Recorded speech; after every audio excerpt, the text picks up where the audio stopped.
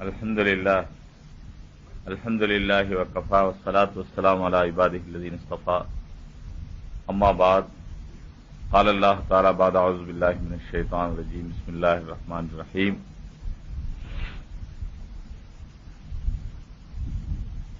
Fala wa rabbika la yu'minuna hatta yuhakkimuka fima shajara bainahum thumma la yajidu fi anfusihim harajan mimma qadayt wa yusallimu taslima. وقال النبي عليه الصلاة والسلام لا يؤمن أحدكم حتى أكون أحب إليه من والده وولده والناس أجمعين. மதிப்பிற்குரிய இந்த விழாவின் தலைவர் அவர்களே, வருகை தந்திருக்கும் உலமா பெருமக்களே, பெரியவர்களே, சகோதரர்களே,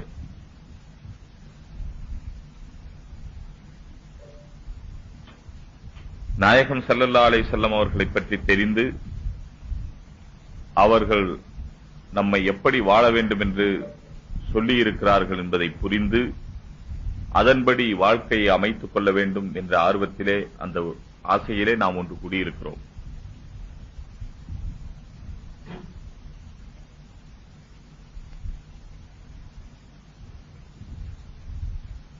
பொதுவாக யார் எப்படி இருக்கிறார்களோ அப்படித்தான் அவர்களுக்கு மற்றவர்களை பற்றியும் தெரியும். நல்ல மனிதர்கள் யாரை பார்த்தாலும் நல்லவர்கள் என்றே நினைத்துக் கொள்வார்கள். அதனால்தான் உலகத்திலே நல்லவர்கள் சீக்கிரமாக ஏமாந்து போய்விடுகிறார். காரணம் என்னவென்று சொன்னால், இவர் நல்லவராக இருக்கிற காரணத்தினாலே, தான் நல்லவராக இருக்கிற காரணத்தினாலே யாரை பார்த்தாலும் அவர் நல்லவராகத்தான் இருப்பார் என்று நினைத்துக் கொள்வார். இதே போல திருடன் இருக்கிறானே, அவன் யாரை பார்த்தாலும் இவன் திருடனா இருப்பானோன்னு நினைச்சுக்குவான். திருடனுக்கு யாரை பார்த்தாலும் திருடனா தெரியும். தவறு செய்யறவனுக்கு யாரை பார்த்தாலும் தவறு செய்யறவனா தெரியும். நல்லது செய்யறவங்களுக்கு யாரை பார்த்தாலும் நல்லதா தெரியும். அதுபோல நம்முடைய மதிப்பிற்குரிய ஹாஜி குலாம் ரசூல் சாஹிப் அவர்களுக்கு அவர்கள் நல்லவர்களா இருக்கிற காரணத்தினால எல்லாரை பத்தி நல்லவங்கன்னு நினைச்சுக்கிறாங்க. அப்படித்தான் அவர்கள் அறிமுகப்படுத்தி இருக்கிறாங்க. அது அவர்களுடைய நல்ல அபிப்பிராயம். அல்லாஹ் தஆலா அவர்களுடைய நல்ல அபிப்பிராயத்துக்கு நற்கூலி அவர்களுக்கு தருவாங்க. சகோதரர்களே, பெரியார்களே, நாயகம் ஸல்லல்லாஹு அலைஹி வஸல்லம் அவர்கள் நமக்கு வழிகாட்டியாக இருந்தார்கள். எப்படி வாழ்ந்தால் நல்லது என்பதை நமக்கு சொல்லிக் கொடுப்பதற்காக வந்தார்கள். அல்லாஹ் ஜல்ல ஷானஹு தஆலா அவர்களை அனுப்பினான்.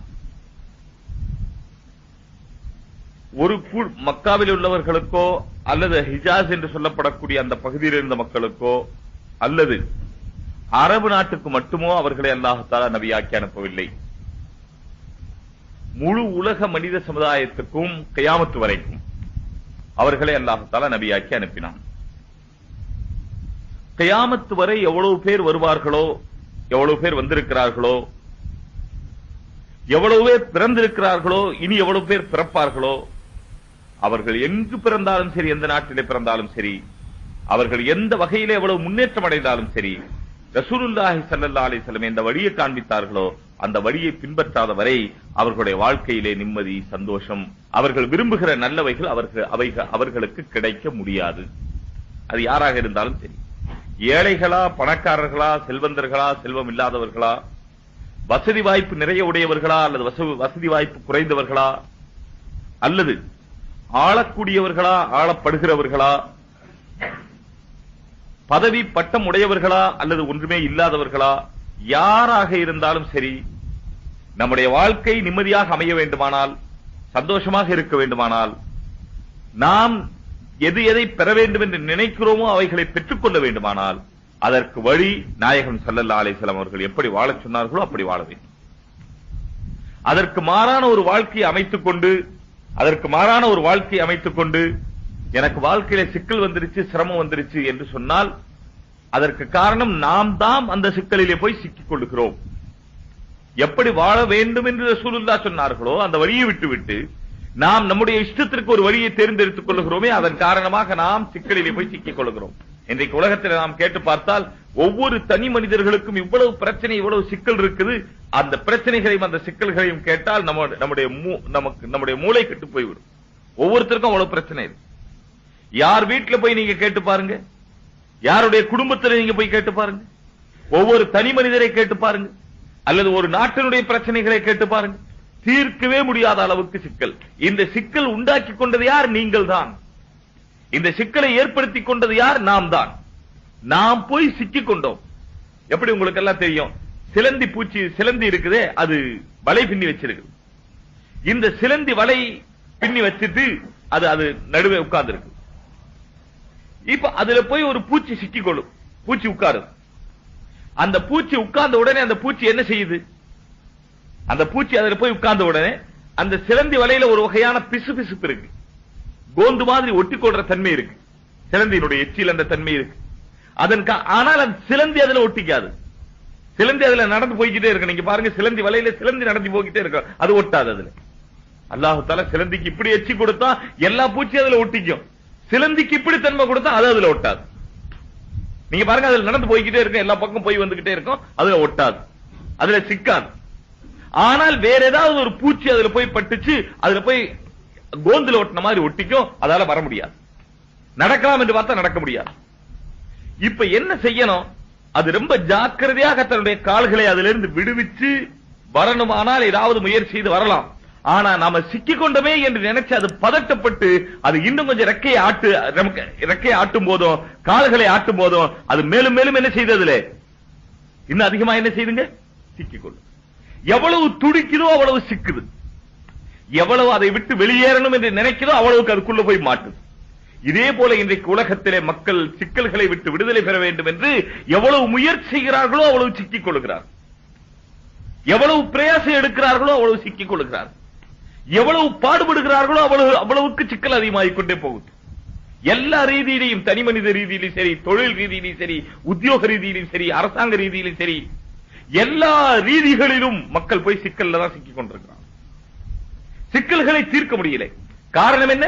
சிக்கல்கள் தீர்க்கிறதுக்கு என்ன செய்யணுமோ அது செய்யல. எந்த வழியை தேர்ந்தெடுக்கணுமோ அந்த வழியை தேர்ந்தெடுக்கிற. குர்ஆனிலே அல்லாஹ் தஆலா தெளிவாக சொல்லி இருக்கிறான், ஆண்களுக்கும் பெண்களுக்குமாக சேர்த்து. குர்ஆன்ல அதிகமான இடங்கள்ல ஆண்களை பார்த்து தான் அல்லாஹ் தஆலா சொல்றான். ஆனால் ஆண்களுக்கு சொல்ற விஷயம் தான் பெண்களுக்கும் பொருந்தும். குர்ஆனுடைய பொது சட்டம் அது. ஆனால் இந்த இடத்துல இந்த ஆயத்தில் அல்லாஹ் தஆலா ஆண்கள் பெண்கள் ரெண்டு பேரும் சேர்த்து சொல்றான். மன் ஆமில சாலிஹம் மின் ஸக்கரின் வ உன்ஸா, ஆண்களாகட்டும் பெண்களாகட்டும் யார் சாலிஹான அமல் செய்வார்களோ, சாலிஹான அமல் செய்வார்களோ, வஹுவ முஃமினுன், அவர்கள் ஈமானுடையவர்களாக இருக்கிற நிலையிலே, ஈமான் இருக்கணும், சாலிஹான அமல் செய்யணும். மின் ஸக்கரின் வ உன்ஸா, ஆணாகட்டும் பெண்ணாகட்டும் எல்லாருக்கும் இதுதான். உலகத்தில் இருக்கிற ஆண்கள் அவ்வளவு பேருக்கு இதுதான், உலகத்தில் இருக்கிற பெண்கள் அவ்வளவு பேருக்கு இதுதான், உலகத்தில் மனிதர்களாக பிறந்த அவ்வளவு பேருக்கு இதுதான். நீங்கள் அமல ஈமானுடைய நிலையிலே அமல சாலிஹ் செய்வீர்களே ஆனால் ஃபலனுஹய்யன்னஹு ஹயாத்துன் தய்யிபா, நான் அவர்களுக்கு ஹயாத்தை தய்யிபா கொடுப்பேன். ஹயாத்தை தய்யிபா, ஹயாத்னா வாழ்க்கைன்னு அர்த்தம். தய்யிபாவுக்கு என்ன அர்த்தம்? மனமானது, நிம்மதியானது, சந்தோஷமானது, ருசிகரமானது, இன்பமானது, இன்பமயமானது, என்னவெல்லாம் அர்த்தம் சொல்லுங்க. தய்யிபாவுக்கு எல்லா அர்த்தமும் பொருந்தும் அரபியில. நீங்கள் விரும்புகிற வாழ்க்கை சந்தோஷமான வாழ்க்கை. எப்படிப்பட்ட வாழ்க்கை நீங்க விரும்புறீங்க? சந்தோஷமா இருக்கணும் என்று தான் விரும்புறீங்க. யாராவது கஷ்டப்படணுங்கிறதுக்காக வேலை செய்யறது உண்டுமா? கஷ்டப்படணுங்கிறதுக்காக கடை வைக்கிறது உண்டுமா? கஷ்டப்படணுங்கிறதுக்காக உத்தியோகம் பார்க்கிறது உண்டுமா? கஷ்டப்படணுங்கிறதுக்காக லாரி ஓட்டுறது உண்டுமா? கஷ்டப்படணுங்கிறதுக்காக கடையில போய் வேலை பார்க்கிறது உண்டுமா? எல்லோருமே சுகம் கிடைக்கணுங்கிறதுக்காகத்தானே வேலை செய்யறோம். சுகம் கிடைக்கணுமானால் அல்லாஹ் தான் சுகத்தை தருகிறவன், அல்லாஹ் தான் கஷ்டத்தை தருகிறவன். அல்லாஹ் சொல்றா சுகம் கிடைக்கணுமானால், ஹயாத்தை தய்யிபா உங்களுக்கு கிடைக்கணுமானால், இந்த உலகத்துல மௌத்துக்கு பிறகு ஒண்ணு இருக்கு, அது பத்தி பின்னால் அல்லாஹ் தஆலா சொல்றார். வலனஜ்ஸியன்னஹும் அஜ்ரஹும் பிஅஹ்ஸனி மா கானூ யஅமலூன், மௌத்துக்கு பிறகு அவர்களுக்கு நல்ல கூலியை நான் கொடுப்பேன். அது ஆகிரத்திலே அல்லாஹ் தஆலா கொடுப்பேன் சொல்றான். துனியாவில் இந்த உலகத்தில் இருக்கிற காலத்திலே உங்களுக்கு சந்தோஷமான வாழ்க்கை, ஹயாத்தை தய்யிபா வேணும் என்று சொன்னால் ரெண்டு நிபந்தனை அல்லாஹ் தஆலா சொன்னா. ஒரு நிபந்தனை அல்லாஹ் சொல்றா, ஒன்னு ஈமானுடனே இருக்கணும், இரண்டாவது நிபந்தனை அவனே சாலிஹ் இருக்கணும். இந்த ரெண்டு சேர்ந்தால் உங்களுக்கு ஹயாத்தை தய்யிபா கிடைக்கும். முதல்ல ஹயாத்தை தய்யிபா என்றால் என்ன? எல்லா வகையான சந்தோஷமும், எல்லா வகையான நிம்மதியும், எல்லா வகையான இன்பமும், என்னென்ன வகை இருக்கோ எல்லா வகையான மகிழ்ச்சியும் சேர்ந்ததுக்கு பேர் தான் ஹயாத்தை தய்யிபா. தய்யிபாங்கிற அரபி வார்த்தை இருக்குது. இதுக்கு தமிழ்ல தனி ஒரு அர்த்தம் சொல்ல முடியாது. தமிழ்ல அப்படி ஒரு வார்த்தை இல்லை. எந்த விஷயம், எந்த பொருள் உலகத்தில் இருக்குமோ அந்த பொருளுக்கு தான் பேர் இருக்கும். எந்த பொருள் உலகத்தில் இருக்குமோ அந்த பொருளுக்கு தான் பேர் இருக்கும். உலகத்தில் இல்லாத பொருளுக்கு பேர் இருக்குமா? அந்த பொருளே உலகத்தில் இல்லை. அந்த பொருளே உலகத்துல இல்லை. பாருங்க, உதாரணமா ஒண்ணு வேணாம், பிரியாணின்னு ஒரு ஊர்ல இல்லைன்னு வச்சுக்குவோம். நம்ம ஊர்ல எல்லாம் பிரியாணி இருக்கு, அதனால நமக்கு தெரியும். ஒரு ஊர்ல பிரியாணியே இல்ல, வடநாட்டுக்கு போங்க, அங்க பிரியாணின்னு ஒண்ணு இல்லை. இப்ப அங்க போய் வடநாட்டுல இருக்கிற அகராதியில பிரியாணிங்கிற வார்த்தை என்ன பிரியாணி இருக்குமா? அங்க அவங்க கிட்ட போய் பிரியாணின்னு சொன்னா தெரியுமா? தெரியவே தெரியாது. ஏன் காரணம் என்ன? பிரியாணிங்கிற வஸ்து இல்ல, பிரியாணிங்கிற பொருள் இல்ல, அதனால பிரியாணி தெரியாது. இதே போல ஒரு 50 வருஷத்துக்கு முன்னாலே ராக்கெட்னு சொல்லி இருந்தா யாருக்காவது தெரியுமா? ராக்கெட் தெரியுமா? இப்பதான் வந்துச்சு ராக்கெட், அதனால இப்ப தெரியும். அதுக்கு முன்னால ராக்கெட்னு சொல்லி இருந்தா யாருக்கும் தெரியாது. ஏன் காரணம் என்ன? அந்த பொருள் உலகத்தில் இல்லைன்னு சொன்னால் அந்த பொருளுடைய பேரும் உலகத்தில் இருக்காது. எப்ப பொருள் உலகத்தில் வருதோ அப்பதான் அந்த பொருளுக்கு அந்த பொருளுடைய பெயரும் உலகத்தில் வருது. இந்த மைக் எப்ப உலகத்தில் உண்டாச்சோ அதுக்கு பிறகுதான் இதுக்கு மைக்ங்கிற பேர் வந்துச்சு. மைக்ங்கிற பேர் இருக்கு இந்த பொருள் உண்டானதுக்கு பிறகுதான் வந்துச்சு. ஃபேன் எப்ப உலகத்தில் உண்டாச்சோ அதுக்கு பிறகுதான் ஃபேன்ங்கிற பேர் உலகத்தில் வந்துச்சு. அதுக்கு முன்னால ஃபேன்ங்கிற பேர் இருந்திருக்காது. எப்ப பொருள் உற்பத்தி ஆகுதோ அப்பதான் அந்த பேர் வரும். தய்யிபா என்ற வார்த்தை இருக்குதே, அதனுடைய முழு அர்த்தம் கொண்ட அதனுடைய முழு அர்த்தத்தை விளங்குறதுக்கு தமிழ்ல அந்த மாதிரியான ஒரு வாழ்க்கையை நாம உண்டாக்கி கொள்ளல. ஆகையினால் நம்முடைய அகராதியில அந்த மாதிரியான வார்த்தையே இல்லை. நாம அப்படி வாழ்க்கை நல்ல வாழ்க்கை வாழ்றதுக்கு என்ன வேணுமோ அந்த தன்மைகள் உண்டாக்கி கொள்ளாதனால நம்முடைய வாழ்க்கையில நம்முடைய அகராதியில கூட அந்த வார்த்தை இல்லை என்று சொல்லலாம். இதே போல எத்தனையோ வார்த்தை அரபியில இருக்கு, தமிழ்ல சொல்ல முடியாது. உதாரணமா பரக்கத்துன்னு இருக்குது. பரக்கத்துக்கு என்ன அர்த்தம் தமிழ்ல? பரக்கத் பரக்கத்துன்னு எல்லாரும் சொல்றோம், வாழ்க்கையில பரக்கத்து வரட்டும் சொல்றோம். பரக்கத்துக்கு என்ன அர்த்தம்? பரக்கத்துக்கு என்ன அர்த்தம் சொல்லுவாங்க தமிழ்ல? அபிவிருத்தி. இந்த அபிவிருத்திங்கிற அர்த்தம் இருக்குது, அது ஏதாவது ஒரு வகையில பொருந்தலாமே தவிர 99 வகையில பொருந்தாது பரக்கத்து. அபிவிருத்தின்னு சொன்னா என்னன்னு சொன்னா சீக்கிரமாக ஒரு பொருள் பெருச விருத்தி பண்றது, அதுக்குதான் அபிவிருத்தி. சீக்கிரம் விருத்தி பண்றதுக்கு சொன்னா இப்ப விளங்குற மாதிரி சொல்றதா இருந்தா, முன்ன காலத்தில எல்லாம் கோழியில அபிவிருத்தி இல்லை, கோழி முட்டையில அபிவிருத்தி இல்லை, இருந்துச்சுங்களா? இப்ப அபிவிருத்தி ரொம்ப இருக்கு. எங்க பார்த்தாலும் முட்டையா இருக்கு, எங்க பார்த்தாலும் கோழியா இருக்கு. எல்லா இப்ப கோழி கம்மி விலைக்கு குறைஞ்ச விலைக்கு கிடைக்குது, எல்லா இடத்திலும் கோழி கிடைக்குது. முன்னால காலத்தில் இவ்வளவு கோழியும் இல்லை, இவ்வளவு முட்டையும் இல்லை. இப்ப கோழியில அபிவிருத்தி ஏற்பட்டு, கோழி முட்டையில அபிவிருத்தி ஏற்பட்டு. முன்ன காலத்தில எல்லாம் என்னன்னு சொன்னா ஒரு கோழி சொன்னா அது 7 முட்டை 8 முட்டை 10 முட்டை தான் இடும். அந்த 10 முட்டை இட்டதுக்கு பின்னாலே அந்த கோழியை அட வைக்கணும். உருதுல என்னங்க சொல்றது? குடுக்கு பிட்டானா? ஆமா, குடுக்கு பிட்டானா. அந்த பிட்டாயிச்சு அது 21 நாள் உட்காரும். கிட்டத்தட்ட ஒரு மாசம் சம்பளம் வாங்குற நாள் ஆச்சு. 21 நாள் அந்த கோழி அந்த முட்டையில உட்கார்ந்து இருந்து இதுக்கு பிறகு அது குஞ்சாகும். அந்த குஞ்சு சின்னதா இருக்கும், அது பெருசாகி பெருசாகி பெருசாகி பெருசாகி இந்த கோழி அந்த குஞ்சு பிரிக்கிறதுக்கு எத்தனை மாசம் ஆகுங்க? 4 மாசமாவது ஆகும். சில கோழி இருக்கு 6 மாசம் வரைக்கும் வச்சிருக்கேன், சில கோழி 3 மாசத்துலயும் பிரிக்கும். ஆக ஒரு கோழி அதுல இருந்து ஒரு 10 குஞ்சு கிடைக்கிறதானால் இந்த முட்டையிட்ட நாள் 10 நாள் போக அது அடகாத்த நாள் 21 நாள், அதுக்கு பிறகு 4 மாசம். இந்த 4 மாசத்துக்கு பிறகுதான் மறுபடியும் அது முட்டையிடும். எத்தனை மாசம் ஆச்சு? இது கடையில் 6 மாசம் ஆயிருச்சு.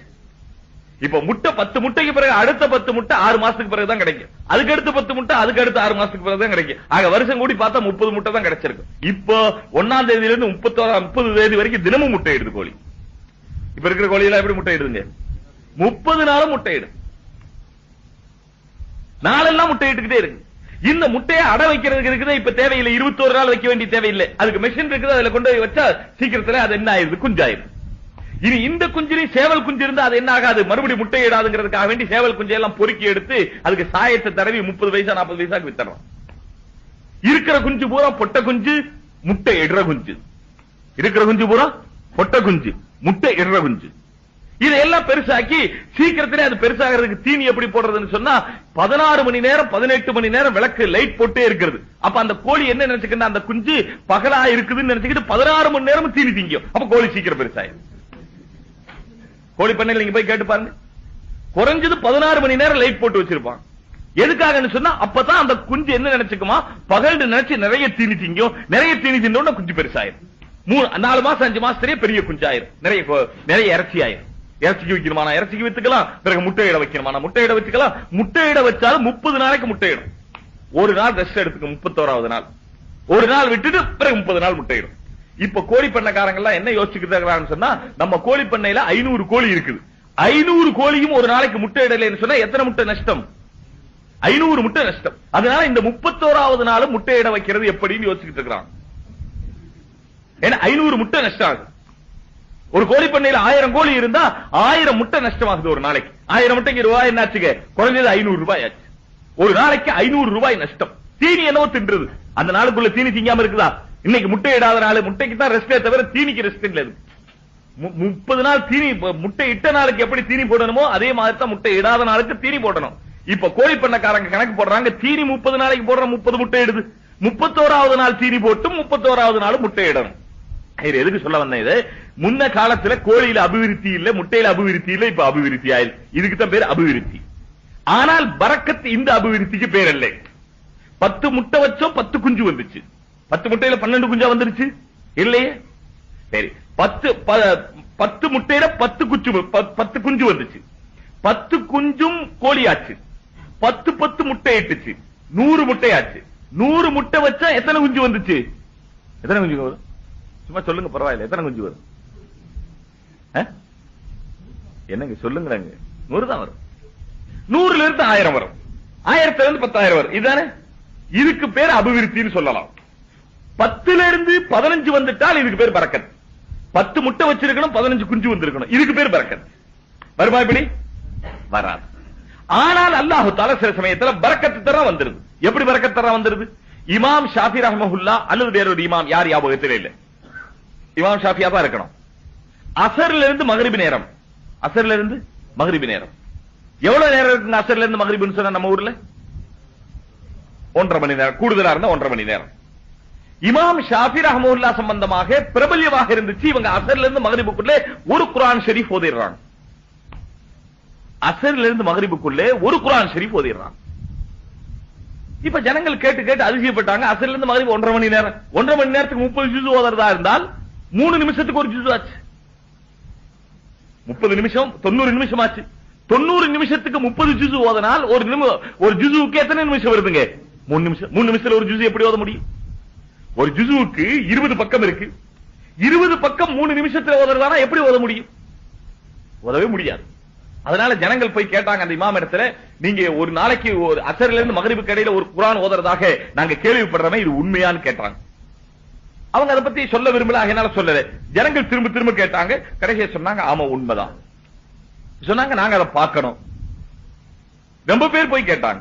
சரின்னு கடைசி முடிவாச்சு. ஒரு நாள் இந்த ஆற்று ஓரத்தில் அவங்க உட்கார்ந்து அசருக்கு பிறகு குர்ஆன் ஓத ஆரம்பிப்பாங்க.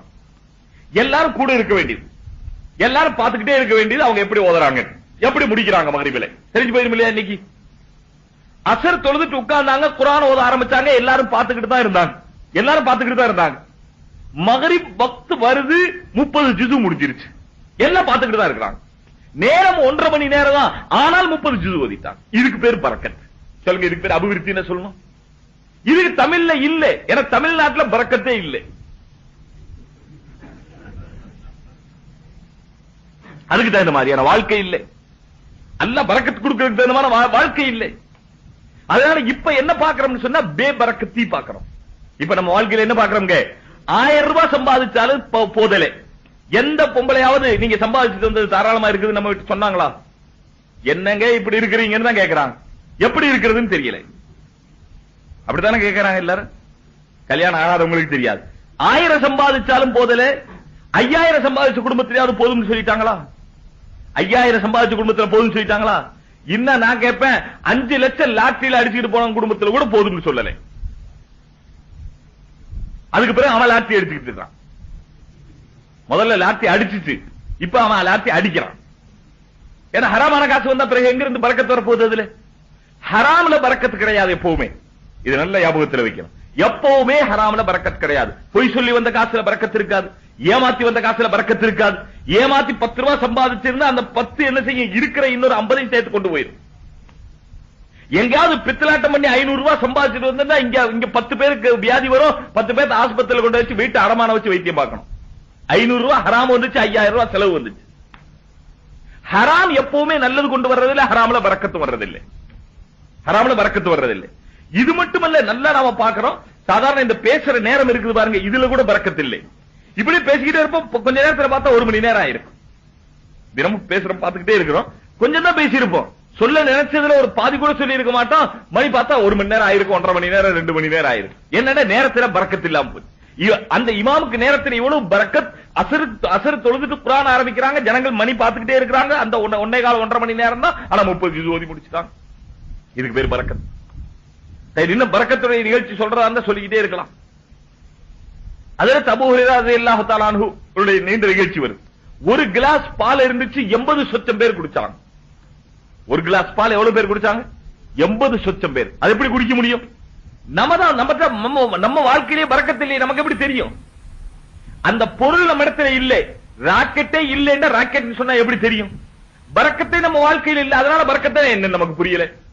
ஒரு கிளாஸ் பால் ரசூலுல்லாஹி ஸல்லல்லாஹு அலைஹி வஸல்லம் அபூ ஹுரைரா இடத்துல கொடுத்து சொன்னாங்க, நண்பர்களுக்கு கொடுங்கன்னு சொன்னாங்க. 80 சொச்சம் பேர் இருந்தாங்க, அவ்வளவு பேருக்கு கொடுத்தாங்க. கடைசியா திரும்ப கொண்டு வந்தாங்க, அந்த கிளாஸ் பால் அப்படியே தான் இருக்குது. ஹஜ்ரத் அபூ ஹுரைரா ரசூலுல்லாஹி ஸல்லல்லாஹு அலைஹி வஸல்லம் கையில கொடுத்தாங்க, வாங்கிட்டாங்க. இவங்களுக்கு கடுமையான பசி, இவங்க நினைச்சாங்க நம்மள குடிக்க சொன்னா குடிக்கலாம், ஆனால் ரசூலுல்லாஹ் வாங்கிட்டாங்க. ரசூலுல்லாஹ் வாங்கி குடிக்கல. ஹஜ்ரத் அபூ ஹுரைரா என்ன செய்யறாங்கங்கறத பார்த்தாங்க. ஹஜ்ரத் அபூ ஹுரைரா என்ன செய்வாங்க? கொடுங்கன்னு கொடுத்துட்டாங்க, வாங்கிட்டாங்க. இப்ப ரசூலுல்லாஹி ஸல்லல்லாஹு அலைஹி வஸல்லம் கேட்டாங்க, அந்த வ அன பாக், நானும் நீங்களும் தான் மீதமான் கேட்டாங்க. யார்கிட்ட கேட்டாங்க? அபூ ஹுரைரா ரலியல்லாஹு தஆலா அன்ஹு. ஹஜ்ரத் அபூ ஹுரைரா ரலியல்லாஹு தஆலா சொன்னாங்க, நான் யா ரசூலல்லாஹ், ஆமா நானும் நீங்களும் தான் பாக்கி. இப்ப கையில கொடுத்து பாலை சொன்னாங்க, இஷ்ரப், குடிங்கன்னு சொன்னாங்க. ஹஜ்ரத் அபூ ஹுரைரா குடிச்சாங்க. ஏற்கனவே கடுமையான பசி உள்ள ஒரு பால் குடிச்சா எப்படி குடிப்பாருங்க? வேக வேகமா குடிச்சாங்க. குடிச்சு நல்லா குடிச்சுட்டா அவருக்கு திருப்தி ஆயிடுச்சு. இப்ப திரும்ப ரசூலுல்லாஹ் கையில கொடுத்தாங்க. இப்ப ஹஜ்ரத் ரசூலுல்லாஹி ஸல்லல்லாஹு அலைஹி வஸல்லம் சொன்னாங்க, இஷ்ரப், இன்னும் குடிங்கன்னு சொன்னாங்க. அவங்க இன்னும் ரசூலுல்லாஹ் சொல்றாங்கன்னு இன்னும் கொஞ்சம் குடிச்சாங்க. இன்னும் குடிச்சு ஓரளவு தான குடிக்க முடியும், குடிச்சு திருப்பி கொடுத்தாங்க. மூணாவது தடவை ரசூலுல்லாஹ் சொன்னாங்க, இஷ்ரப், குடிங்க. இப்போ மூணாவது தடவையும் குடிச்சாங்க. கொஞ்சம் ரொம்ப திணறி முடியல, ஆனாலும் குடிச்சாங்க. குடிச்சிட்டு நாலாவது தடவை கொடுத்தாங்க. ரசூலுல்லாஹ் சொன்னாங்க, இஷ்ரப், குடிங்கன்னு சொன்னாங்க. எங்க போய் குடிக்கிறது? முதல்ல குடிச்சதே வயிறு ரொம்பிருச்சு, ரெண்டாவது அதுக்கு மேல ரொம்பிருச்சு, மூணாவது அதுக்கு மேல ரொம்பிருச்சு. இப்ப எங்க குடிக்கிறது? இப்ப ஹஜ்ரத் அபூ ஹுரைரா ரலியல்லாஹு தஆலா அன்ஹு பதில் சொன்னாங்க. உண்மையிலே ஆச்சரியமான பதில். நம்ம அந்த பதில் அப்படி சொல்லணும்னு யோசிக்க கூட முடியாது. இந்த காலத்துல பேச்சு நாகரிகம் வளர்ந்து போச்சுன்னு சொல்றாங்க. ரொம்ப, அதாவது உயர்ந்த நாகரிகமான நடையிலே, நாகரிகமான முறையிலே பேசுற காலம் என்று சொல்றாங்க. அது அந்த காலத்தை அறியாத காலம் என்று சொல்றாங்க. ஆனால் அந்த காலத்துல ஹஜ்ரத் அபூ ஹுரைரா ரலியல்லாஹு தஆலா சொன்ன பதில் இருக்குது. என்ன பதில் சொன்னாங்க தெரியுங்களா? மா வஜத்து மஸ்லகன் யா ரசூலல்லாஹ், ரசூலுல்லாஹ்வே, பால் உள்ள போறதுக்கு வழி இல்லைன்னு சொன்னாங்க. பால் உள்ள போறதுக்கு என்ன இல்ல? வழி இல்ல. இந்த வழியா தானே போகணும், இது வரைக்கும் வந்துருச்சு, இங்க வழி இருக்கு. மா வஜத்து மஸ்லகன் யா ரசூலல்லாஹ். ஒரு கிளாஸ் பால் 80 பேரும் குடிச்சு, ஹஜ்ரத் அபூ ஹுரைராவும் குடிச்சு, பால் அப்படியே இருக்குது குறையில, ஹஜ்ரத் அபூ ஹுரைரா எவ்வளவு குடிச்சிருக்காங்க? தொண்டை வரைக்கும் வந்துருச்சு. ஆனா அவங்க நினைச்சது மாவஜத்து மஸ்லகன் தொண்டை வரைக்கும். இப்ப தமிழ்ல எப்படி பழமொழி இருக்குன்னு, மூக்கு வரைக்கும் சாப்பிடுறது, தொண்டையை ரம்பி எங்கேயும் நம்புறதுங்க.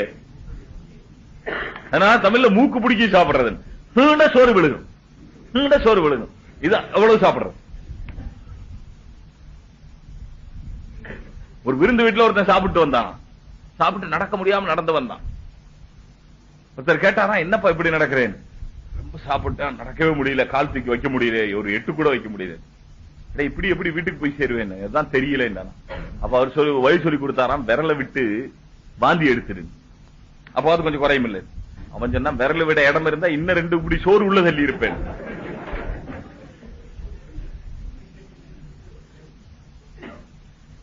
இது மாதிரி சாப்பிடுறது. எதுக்கு சொல்ல வந்த? பரக்கத்துன்னு சொன்னா இதுக்கு பேர். பரக்கத்து எதுக்கு பேருங்க? ஒரு கிளாஸ் பால் 80 பேரும் குடிச்சிட்டாங்க.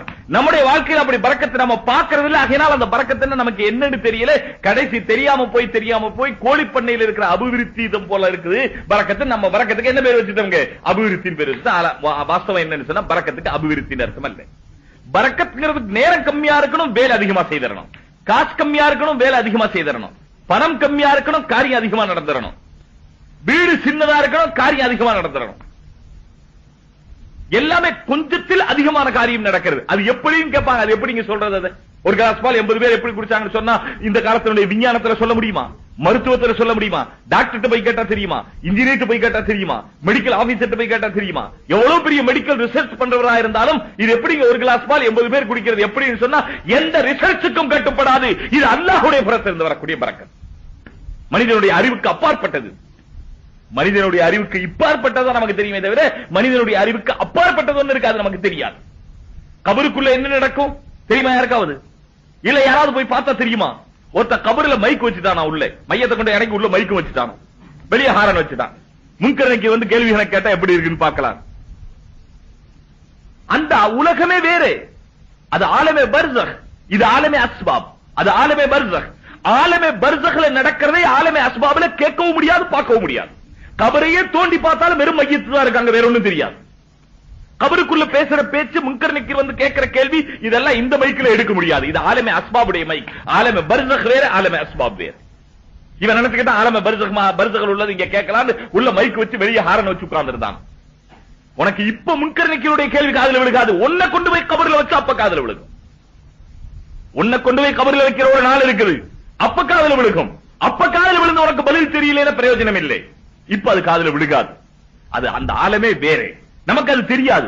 இதே போல பரக்கத்துங்கிறது அது வேற, ரஹமத்துங்கிறது அது வேற. ரஹமத்துன்னு இருக்குதுங்க. அந்த ரஹமத்துன்னா என்ன, நம்ம வாழ்க்கையில அதை அனுபவிக்கிறோம் ரொம்ப கம்மி. ஹதீஸ் ஷரீஃப்ல வருது, ஒரு மனிதன் ஒரு தடவை பொய் சொன்னால் ரஹமத்துடைய மலக்குகள் 9 மைல் தூரம் போறாங்களாம். எத்தனை மைல் தூரம்? 3 ஃபர்சக். ஒரு ஃபர்சக் கிட்டத்தட்ட 3 மைல். ஒரு ஃபர்சக் கிட்டத்தட்ட 3 மைல். ஒரு தடவை ஒரு பொய் சொன்னா, அது நீங்க விளையாட்டுக்கு பொய் சொல்லுங்க, சும்மா பொய் சொல்லுங்க. தமிழ்ல சும்மா சும்மான்னு சொல்ற பாருங்க, சும்மா. நான் சொன்ன எந்த பொருள் நம்ம இடத்துல இல்லையே அந்த பொருளுக்கு பேர் இருக்காது. சும்மாங்கிறதுக்கு இங்கிலீஷ்ல என்ன சொல்றது கேளுங்க. யாராவது இங்கிலீஷ் படிச்சவங்க சும்மா அப்படிங்கிறதுக்கு இங்கிலீஷ்ல என்னன்னு கேளுங்க. அரபியில இல்லை. ஏன்னா அரபு நாட்டில் யாரும் சும்மா எந்த வேலையும் செய்யறதே இல்லை. இந்த சும்மா செய்யறதுன்னு ஒண்ணு இருக்கு பாருங்க. எல்லா காரியமா செய்யற வேலை இருக்குமே தவிர சும்மாண்டா என்னங்க அர்த்தம் அதுக்கு? உருதுல அதுக்கு மொழிபெயர்த்து வச்சிருக்காங்க சுப்கேன்னு சொல்லி. ஆனா அது மொழிபெயர்ப்பு சரியில்லை. சுப்கேன்னு சொன்னா மௌனமாக அர்த்தம் சரியான உருதுல. நம்ம உருதுல நம்ம தமிழும் உருது கலந்த உருது பாருங்க. நீ தும் பகன்னா கும் பகன்னு சொல்லி இது ரெண்டு கலந்த உருது. அதனால இது தமிழுக்கு தகுந்த மாதிரி உருதையும் உருதுக்கு தகுந்த மாதிரி தமிழையும் இப்படி ரெண்டையும் சேர்த்து வச்சுக்கிறது. இது நம்ம தமிழ்நாட்டு உருதை தவிர அசல் உருதுல சுப்கேன்னு சொன்னா சும்மான்னு அர்த்தம் இல்லை. அசல் உருதுல சுப்கேன்னு சொன்னா மௌனமாக பேசாமல் என்று அர்த்தம், சும்மான்னு அர்த்தம் இல்லை. அப்ப இந்த சும்மாங்கிற வார்த்தை தமிழ்ல மட்டும்தான் இருக்குது. ஏன் காரணம் என்னன்னா நம்ம தான் சும்மா வேலை செய்யற ஆளுங்க. எந்த காரியம் இருக்காது, காரணம் இருக்காது, சும்மாவாது எந்த வேலையா செய்யறது. அது என்ன சும்மா வேலை செய்யறது? சும்மான்னு ஒண்ணு இருக்கவே கூடாது. ஏதாவது ஒரு காரியத்துக்காக செய்யணும். சும்மான்னு என்ன செய்யறது? நான் சொல்ல வந்த விஷயம் இருக்குது. பொய் சொல்றது இருக்குது, அது சும்மா பொய் சொல்றது. சும்மாவாது பொய் சொல்றது, விளையாட்டுக்கு பொய் சொல்றது. அது ஒரு காரியம் இல்லை. அது காசு சம்பாதிக்கிற நோக்கம் கூட இல்லை, பணம் சம்பாதிக்கிற நோக்கம் கூட இல்லை, வேற எந்த நோக்கம் இல்லை. சும்மாவாது ஒரு பொய். சும்மா பொய் சொன்னாலும் ரஹமத்துடைய மலக்குகள் 9 மைல் தள்ளி போயிடுறான்.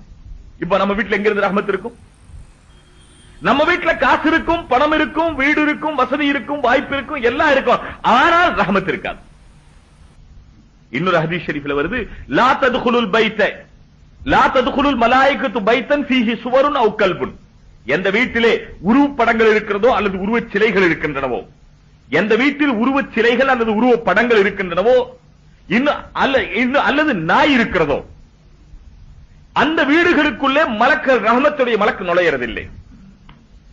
எந்த வீட்டுல படம் இருக்குதோ அந்த வீட்டுல என்ன செய்யறதில்லை? ரஹமத்துடைய மலக்கு வர்றதில்லை. நம்ம எவ்வளவு ரஹமத் வர்றதுக்காக என்ன வேலை செய்துக்கிட்டாலும் சரி, படத்தை கொண்டு வந்து அங்க மாட்டி வச்சுக்கிட்டோம். அங்க நாய் வீட்டுல இருக்குது. இப்ப ரஹமத்துடைய மலக்கு என்ன செய்ய மாட்டாங்க? வீட்டுக்கு வர மாட்டாங்க. வாழ்க்கை ரஹமத்துடைய வாழ்க்கையாக இருக்காது. நான் சொல்ல வந்தது இருக்குது, ரஹ்மத் பரக்கத் எப்படி இருக்கு தமிழ்ல அர்த்தம் சொல்ல முடியாதோ, இதே போல ஹயாத்தை தையிபா, தையிபாவான வாழ்க்கை. தையிபானா என்ன தமிழ்ல அர்த்தம் சொல்ல முடியாது. தமிழ்ல சொல்றதா அந்த இவ்வளவு சொல்லலாம். நாம் என்னென்ன வகையில விரும்புகிறோமோ அந்த வகையில் எல்லாம் நிம்மதியை தரக்கூடிய வாழ்க்கை அல்லாஹ் தஆலா ஈமான் அமலே சாலிஹ்ல வைத்திருக்கிறான். ஈமான் அமலே சாலிஹ்னா என்ன? ஈமானுக்கு அர்த்தம் என்னன்னு சொன்னா அல்லாஹ்வை நம்புதல். என்ன காரியம் செய்தாலும் அல்லாஹ்வை நம்பணும். இப்ப நம்ம பழக்கத்தில் என்னங்க? அல்லாஹ்தான் செய்யறான் நம்ம சொல்றோம், எது எடுத்தாலும் சொல்லுவோம். இதுவும் இது எப்ப சொல்லுவோங்க? எப்ப முடியாம போச்சா கடைசி கட்டத்துல மௌத்தா போயிட்டாரு, இப்ப சொல்லுவோம் அல்லாஹ்வுடைய நாட்டப்படி மௌத்தா போயிட்டார். அதுக்கு முன்னால வரைக்கும் அல்லாஹ் என்ன நாடுறாங்கறத பத்தி யோசிக்கவே இல்லை. இப்ப கடைசி எல்லா வேலையும் முடிஞ்சு போச்சு, அல்லது இந்த தொழுகாம இருக்கிறாங்க, அவங்களை தொழுகிறது கூப்பிட போறாங்க. அப்ப சொல்லுவாங்க, நான் என்னங்க செய்யறது, எல்லாம் அல்லாஹ் அல்லாஹ் பார்த்து செய்ய வைப்பாங்க, எல்லாத்துக்கும் அல்லாஹ் இருக்கிறாங்க, எல்லாத்துக்கும் அல்லாஹ் இருக்கிறாங்க. அப்ப சொல்ல அல்லாஹ் இருக்கிறாங்க, அல்லாஹ் இருக்கிறாங்க. பாக்கி இவருடைய துனியாவுடைய காரியத்துக்கெல்லாம் அல்லாஹ் இல்ல போல இருக்கு. இவர் வியாபாரம் செய்யறாரு, இவருதான் போய் உட்கார்ந்து பாடுபடுறாரு, வேலை செய்யறாரு, இதுக்கெல்லாம் அல்லாஹ் இல்ல போல இருக்கு. தொழுக கூப்பிட்ட சொல்ல அதெல்லாம் அல்லாஹ் இருக்கிறாங்க, அல்லாஹ் இருக்கிறாங்க, அல்லாஹ் இருக்கிறாங்க, நீங்க போங்க. நல்ல காரியம் செய்ய கூப்பிட்டா எல்லாம் அல்லாஹ் இருக்கிறான், அல்லாஹ் பார்த்து அதை நடத்திக்குவான், போங்க. எப்ப சொல்றது இது? தனக்கு விரும்பாத காரியம். சரி, இனி சொல்லுங்க, அல்லாஹ் அல்லாஹ் தான் செய்கிறான். தமிழ்ல நம்ம சொல்லி வச்சிருக்கோம், அல்லாஹ் தான் செய்கிறான்.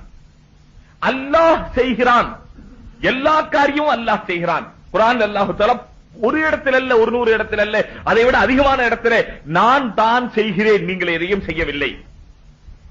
உங்களை உங்களுடைய தாய்மாருடைய வயிற்றில உற்பத்தி ஆக்கினது யார்? உங்களை ரத்த கட்டி ஆக்கினது யார்? உங்களை சதை கட்டி ஆக்கினது யார்? உங்களுடைய சதைக்குள்ள எலும்பை செருகியது யார்? உங்களுடைய எலும்புக்கு மேலே சதையை போர்த்திதான். குர்ஆன்ல எல்லாம் அல்லாஹ் தஆலா சொல்லி இருக்கிறான். சரி, உங்களுடைய தாயினுடைய வயிற்றிலிருந்து உங்களை வெளியே கொண்டு வந்தது யார்? நீங்களா வெளியே வந்தீங்களா? நாம நல்ல நாள்ல பிறக்கலாம் சொல்லி பிறந்தவங்க உண்டுமா?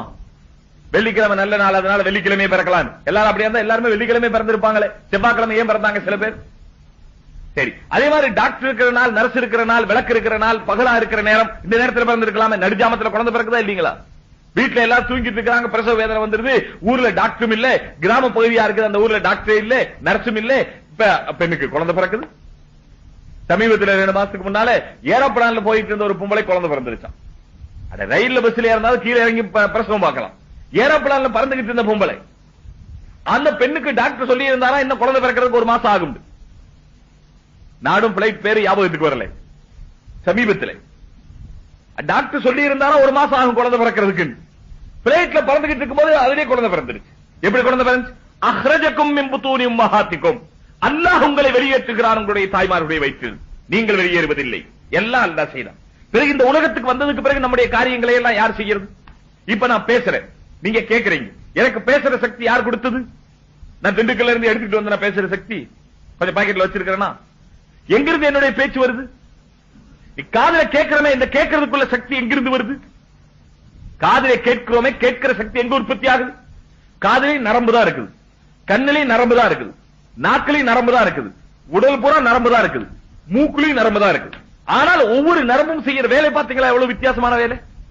கண்ணு செய்யற வேலை காது செய்யுமா? கொஞ்ச நேரத்துக்கு கண்ணுக்கு பார்த்து பார்த்து கஷ்டமா இருக்காதனால நீ கொஞ்சம் பாருன்னு சொன்னா பாக்குமா இந்த காது? கேட்டு கேட்டு ரொம்ப கஷ்டமா இருக்காதனால நான் கிட்ட சொல்ற நீ கொஞ்சம் கேளு, நாக்கு கேட்குமா? காசு கேட்கும், பணம் கேட்கும், சோறு கேட்கும். ஆனா காது கேட்கறது நாக்கு கேட்காது. காதுக்கு பார்க்கவும் முடியாது, பேசவும் முடியாது, நுகரவும் முடியாது. கண்ணுக்கு கேட்கவும் முடியாது, நுகரவும் முடியாது, பேசவும் முடியாது.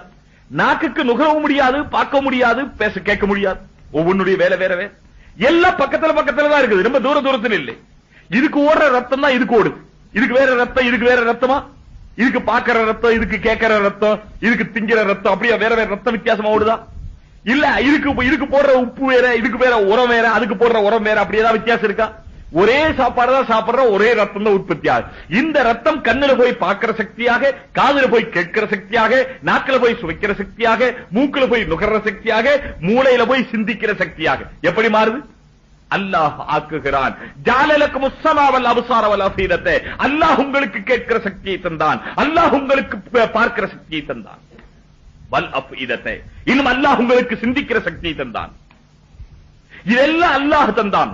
சரி, பிறகு இந்த உலகத்தில் நடந்து கொண்டிருக்குது. சாப்பிடுற வரைக்கும் தெரியுது. சாப்பிட்ட பிறகு என்ன ஆகுது தெரியுங்களா? யாருக்கா தெரியுமா? சொல்லலாம், சாப்பிடலாம், நான் சாப்பிட்ட உடனே அது குழாய் வழியா போகுது. இந்த குழாய் உள்ள எப்படி இருக்கு இந்த கழுத்துல அது கூட நமக்கு தெரியாது. கோழியா இருக்கும்போது வேண்டாம், கோழியோட குழா தெரியுது.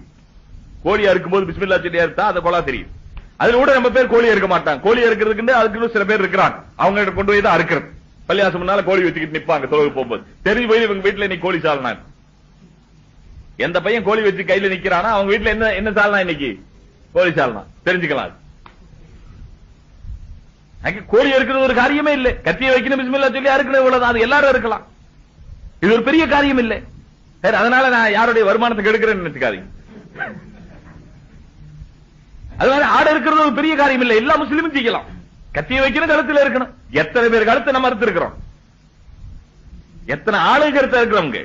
இந்த கோழி கழுத்தை அறுத்தா பாவமா இருக்குதான். கோழி கழுத்தை அறுத்தா எத்தனை பேர் கழுத்தை அறுத்து காசு சம்பாதிக்கிறாங்க. ஆனா கோழி கழுத்து இருக்கிறதுக்கு பாவமா இருக்கு. ஆனா கோழி கழுத்து இருக்கிறது ஒரு பெரிய காரியம் இல்லை. என்னென்ன மார்க்கத்தினுடைய வேலைன்னு சொன்னாலே அது சில பேருக்கு ஒப்படைச்சிடறது. மார்க்க வேலைகளையே சில பேருக்கு ஒப்படைச்சிடறது. பாத்தியா ஓதணுமா அதுக்கு சில பேர் வச்சுக்கிறது, யாசின் ஓதணுமா அதுக்கு சில பேர். நம்ம வாய் திறந்து யாசின் ஓதனா அல்ல நேரா நமக்கே பரக்கத்து கொடுத்துட்டா என்ன பண்றது? நம்ம வாய் திறந்து குர்ஆன் ஓதனா அல்ல நேரா நமக்கே பரக்கத்து கொடுத்துட்டா ரஹமத் கொடுத்துட்டா என்ன பண்றது? அதனால அதுக்குன்னு கொஞ்சம் பேர் அவங்க மார்க்கத்தினுடைய காரியம் சொன்னாலே நான் எப்போ இதுவும் சொல்லுவேன். இந்த மிஸ்வாக் வச்சிருப்பாங்க பல்லு தேய்க்கிறது, மிஸ்வாக் வச்சிருக்கிறதே எங்கன்னு சொன்னா சில ஊர்ல பள்ளிவாசல்ல மிஸ்வாக் வைக்கிறதுக்கு இதுல தகரத்துல செஞ்சு ஓட்ட வச்சிருக்காங்க. மிஸ்வாக் செய்துட்டு பல்லு குச்சி இங்கே வச்சுட்டு போயிடுறது. திரும்ப அடுத்த நேரத்துல வந்து மிஸ்வாக் செய்து இங்கே வச்சுட்டு போயிடுறது. ஏன் நீங்க உங்க மணிப்பரசு இங்கே வச்சுட்டு போயிருங்களா, வந்து எடுத்துக்கங்களேன். இங்க வச்சுட்டு போவீங்களா மணிப்பரசு? ஏன் மிஸ்வாக் மட்டும் வச்சுட்டு போறது? அதே மாதிரி பள்ளிவாசல்ல நிறைய குர்ஆன் இருக்குது. பள்ளிவாசல் நிறைய குர்ஆன் என்னன்னு சொன்னா சொந்தமா குர்ஆன் கொண்டு வர்றது இல்லை. இருக்கிற குர்ஆன் தீன் எல்லாம் பள்ளிவாசல்ல, மார்க்கம் எல்லாம் பள்ளிவாசல். இன்னும் சில ஊருக்கு போனீங்கன்னு சொன்னா சில பெரிய பெரிய நகரங்கள்ல கூட தொப்பி பள்ளிவாசல்ல இருக்கு. வந்தாரு தலையில தூக்கி தொப்பி வச்சாரு, தொழுதாரு, மார்க்கத்தை இங்கே கழட்டி வச்சுட்டு போயிட்டாரு. இன்னும் சில ஊர் இருக்கு, ஊர் பேர் சொல்ல விரும்பல, சில ஊர் இருக்கு அங்க லுங்கி பள்ளிவாசல்ல இருக்கு. லுங்கி பள்ளிவாசல்ல இருக்கு. வெளியிருந்து வர்றவர் என்ன செய்வாரு சொன்னா அந்த பள்ளிவாசல்ல இருக்கிற லுங்கியை கட்டிக்கிட்டு தான் லுங்கி அவுத்தங்க வச்சுட்டு தொழுதுட்டு என்னன்னா தான் லுங்கி அசிங்கமா இருக்குமா, அதனால மார்க்கத்தை இங்கேயே கட்டி இங்கேயே அவுத்து வச்சுட்டு போயிடுறது. மார்க்கமே பள்ளிவாசலோட, மார்க்கமே சில நபர்களோட. கோழி இருக்கிறது அது மார்க்க சம்பந்தப்பட்ட காரியம். அதனால என்ன செய்யுங்க, அதுக்குன்னு சில பேர் இருக்கிறாங்க, அவங்க தான் கொடுக்கும். இதே போல மார்க்கத்தை பள்ளிவாசல்ல வச்சிருக்கிறாங்க. அதனால நல்ல தொழுகையாளி கூட நீங்க பாத்தீங்கன்னு சொன்னா தொழுகிற நேரம் வந்துருச்சு, என்னங்க தொழுகிறீங்களா, எப்படிங்க தொழுகிறது பஸ் ஸ்டாண்ட்ல, எப்படிங்க தொழுகிறது? தொழுகைன்ற ரொம்ப புண்ணியமான காரியம், அது புண்ணியமான இடத்துல தான் போய் செய்யணும். எங்க போய் பள்ளிவாசல்ல போய் செய்யணும். அதனால 3 நாள் பிரயாணம் முடிஞ்சு ஒட்டுமொத்தமா அங்க போய் பள்ளிவாசல்ல போய் செஞ்சுக்கலாம். சாப்பிடுறது மட்டும் பஸ் ஸ்டாண்ட்ல சாப்பிடலாமா? பல்லு தேய்க்கிறது பஸ் ஸ்டாண்ட்ல செய்யலாமோ? தூங்குறது ரயில்ல தூங்கலாமா? இதெல்லாம் ரயில்ல செய்யலாம், தொழுகிறது ரயில்ல செய்ய முடியாது. ஏன்னா அது ரொம்ப புண்ணியமான காரியம், அது பள்ளிவாசல்ல தான் போய் செய்யணும். தொழுகை இவ்வளவு பரவலானது, எல்லா இடத்திலும் தொழுகலாம். எனக்கு இந்த பூமி மஸ்ஜிதாக ஆக்கப்பட்டிருக்கிறது. பூமி முழுவதும் எந்த இடத்துல இருந்தாலும் தொழுகணும். தொழுகையினுடைய நேரம் வந்துருச்சு, எந்த இடத்துல இருக்குமோ அந்த இடத்துல உடனே தொழுகணும். பள்ளிவாசல்ல தான் தொழுகணும் வச்சா நம்ம போற இடத்துல பள்ளிவாசல் இருக்குமா? பிரயாணம் செய்யற எல்லா இடத்துலயும் பள்ளிவாசல் இருக்குமா? இல்லை. நாம பிரயாணம் செய்யறதானா, பிரயாணம் செய்யறதுக்கு முன்னால சில பேர் சொல்லுவாங்க எனக்கு விரிக்கிறதுக்கு ஒண்ணும் இல்லையே. எப்படி எனக்கு பிரயாணம் செய்ய போற ஆளு தனக்கு குடிக்கிறதுக்கு துண்டெல்லாம் எடுத்துட்டு போறார், பேஸ்ட் பிரஷ் எல்லாம் கொண்டு போறார், தொழுகிறதுக்கு முசல்லாம் கொண்டு போகல. தண்ணி இல்லையே, தண்ணி வானத்திலிருந்து அவரும் ஊது செய்யறதுக்கு தண்ணி இருக்கிற இடம் தேடி போகணும், தண்ணி வைக்கிறதுக்கு பாத்திரம் வச்சிருக்கணும். எப்படி மத்ததுக்கெல்லாம் காசு சாமா வாங்குறதுக்கு காசு வச்சிருக்கிற மாதிரி தண்ணி வாங்குறதுக்கு பாத்திரம் கையில வச்சிருக்கணும். ஏன் வைக்கிற கையில? அதனால தொழுகை எல்லா இடத்திலும் தொழுக வேண்டியது. இந்த காலத்தில் என்ன கேட்டா குறிப்பிட்ட ஒரு இடத்துல தான் தொழுகணும், பள்ளிவாசல்ல தான் தொழுகணும் அப்படின்னு வச்சதுனால தொழுகையை விட்டுறவங்க உண்டு. தொழுகை விட்டா என்ன ஆகுது? மன் தரக்க ஸலாத்த முத்தஅம்மிதன் ஃபக்கத் கஃபர. யார் தொழுகையை வேண்டும் என்று விடுகிறார்களோ அவர்கள் காஃபிராகி விடுகிறார்கள். தெளிவான ஹதீஸ் இது. ஹதீஸுடைய அர்த்தம் இதுதான். மன் தரக்க ஸலாத்த முத்தஅம்மிதன், யார் தொழுகை வேண்டும் என்று விடுகிறார்களோ. வேண்டும் என்றுங்கிறதுக்கு அர்த்தம் என்ன? ஒருத்தருக்கு திடீர்னு மயக்கம் வந்துருச்சு, ஞாபகமே இல்ல, இவர் தொழுகையை விடுறாரு சொன்னா இவர் வேண்டும் என்று விடலே. எந்திரிக்கணும் என்று நினைச்சார், அதுக்கு அலாரம் வச்சிருந்தார். பக்கத்துல படுத்திருக்கிற ஆள்கிட்ட சொன்னார் நீங்க என்ன ஃபஜ்ருக்கு போகும்போது என்ன எழுப்பி விடுங்கன்னு சொன்னார். எல்லாம் செய்து வச்சிருந்தார், எழுப்பி விட்டார், அலாரம் அடிச்சு இருந்தும் இவருக்கு தூக்கம் கலையில. இப்ப என்ன செய்ய முடியும்? இவர் வேண்டும் என்று தொழுகையை விட்டவர் அல்ல, மயக்கம் வந்துருச்சு அல்லது எப்படியோ தூங்கி போயிட்டார், முடிக்க நினைச்சும் தூங்கி போயிட்டார். அதுக்காக இப்ப எல்லாரும் இப்படி சொல்லலாம் நாங்க ஃபஜ்ர்ல தூங்கத்தானே செய்யறோம், அதனால நாங்க வேண்டும் தொழுகி விட்டவங்க இல்லை. முடிக்கிறதுக்கு முயற்சி செய்து பிறகும் தூங்கி இருக்கணும். முடிக்கிறதுக்கு ஒருத்தர் முயற்சியை செய்யல, முடிக்கணும் நினைக்கவே இல்லை. இப்ப இவர் வேண்டும் என்ற தொழுகையை விட்டவர் கூட்டத்தை சேர்க்கப்பட்டு விடுவார். அதனால் தொழுகை எல்லா இடத்திலும் தொழுகணும். நான் சொல்ல வந்தது இருக்கிறே, நம்முடைய இந்த குழாய் இருக்க, இந்த குழாயில உள்ள எப்படி இருக்குதுன்னு கூட தெரியாது. மூச்சும் போகுது, சாப்பாடும் போகுது. இது குழாய் எப்படி அமைஞ்சிருக்குது நமக்கு தெரியாது. இது வரைக்கும் என்னோ படத்தை எல்லாம் பாக்கிறமே தவிர அதனுடைய அந்தரங்கம் என்னங்கிறது தெரியாது. சரி, குழாய்க்குள்ள சாப்பாடு போன பிறகு என்ன ஆகுது? நம்ம வயிற்றுல உள்ள போற சாப்பாடு என்ன ஆகுது தெரியுமா? உள்ள டாக்டர்கள் சொல்றாங்க இறப்பையில உஷ்ணம் இருக்குது, டாக்டர் சொல்லித்தான் நமக்கு தெரியும். நம்ம வயிற்றுல என்ன இருக்குதுங்கிறது நம்ம டாக்டர் சொல்றாரு நமக்கு. நம்ம வயிற்றுல தானே இருக்கு. நம்ம பாக்கெட்ல என்ன இருக்கு நமக்கு தெரியணுமா, அடுத்தவருக்கு தெரியணுமா? நம்ம பாக்கெட்ல என்ன இருக்குங்கிறது நமக்கு தெரியணுமா, அடுத்தவருக்கு தெரியணுமா? நமக்கு தான் தெரியணும். இதே போல நம்ம வயிற்றுக்குள்ள என்ன இருக்குது நமக்கு தானே தெரியணும். ஆனால் என்ன இருக்குன்னு தெரியாது. சாப்பிடுற வரைக்கும் தெரியும், சாப்பிட்டு கீழே போனதுக்கு பிறகு என்ன நடக்குதுங்கிறது தெரியாது. கக்கூசுக்கு வரும்போது சொல்லுவோம் கக்கூசுக்கு போகணும், இடையில நடந்ததெல்லாம் நமக்கு கண்ணுக்கு தெரியாது. உள்ள போன சாப்பாடு அது உள்ள போய் என்னென்னவாக மாறி ரத்தமாக, பித்தமாக, கோளையாக, சளியாக, இந்திரியமாக, மலமாக, பீஷாபாக என்னென்னவாக அது மாறுது. எதுவுமே நமக்கு தெரியாது. நம்ம வாட்டுக்கு சாப்பிடுவோம், அடுத்த நேரம் பசிச்சு அடுத்த நேரம் சாப்பிடுவோம். இதெல்லாம் ஆக்கிறது யார், நடத்த வைக்கிறது யார்? அல்லாஹ் ஜல்ல ஷானுஹு தஆலா செய்ய வைக்கிறார். சரி, நம்முடைய உடலை வளர்க்கிறது யார்? அல்ஹம்துலில்லாஹி ரப்பில் ஆலமீன். குர்ஆன்ல அல்லாஹ் சொல்றான், அல்லாஹ் ரப்புல் ஆலமீன் அகில உலகத்தையும் படைத்து பராமரித்து பாதுகாக்கிறான். நம்முடைய உடலை பராமரிக்கிறது யார்? நாம பிறக்கும் போது 1.25 அடி இருந்தோம். இப்ப 4 அடி, 4.5 அடி, 4.25 அடி இருக்கிறோம். இந்த உடம்பு எப்ப வளர்ந்துச்சு, எந்த நேரத்துல வந்து தெரியுமா இருக்காது?